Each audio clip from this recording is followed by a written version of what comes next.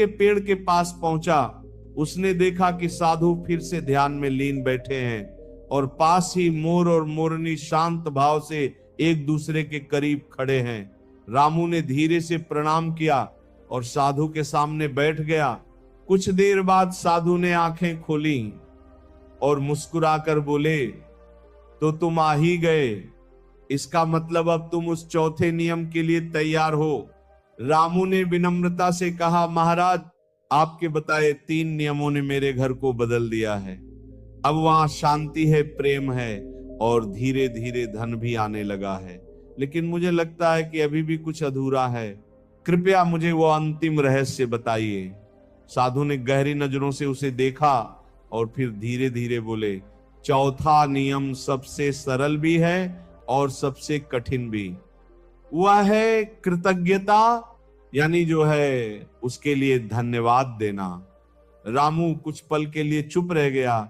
उसे ये शब्द बहुत साधारण लगा। उसने सोचा, क्या सिर्फ धन्यवाद देने से सब बदल सकता है?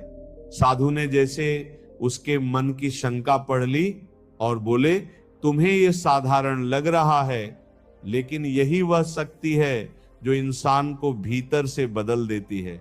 जब मनुष्य हर परिस्थिति में, हर छोटे बड़े सुख दुख में धन्यवाद देना सीख जाता है, तब उसके भीतर शिकायत खत्म हो जाती है। और जहां शिकायत नहीं होती वहां झगड़ा नहीं होता, और जहां झगड़ा नहीं होता वहां लक्ष्मी अपने आप ठहर जाती है। तभी पास खड़े मोर ने धीरे धीरे अपने पंख फैलाए और हल्की धूप में नाचने लगा। मोरनी उसे प्रेम से देख रही थी।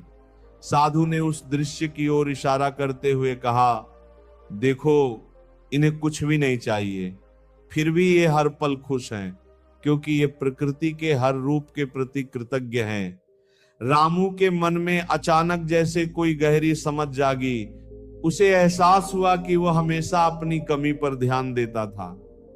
कम पैसा है, कम सुख है, कम साधन है, लेकिन उसने कभी यह नहीं सोचा कि जो है वो भी तो बहुत है।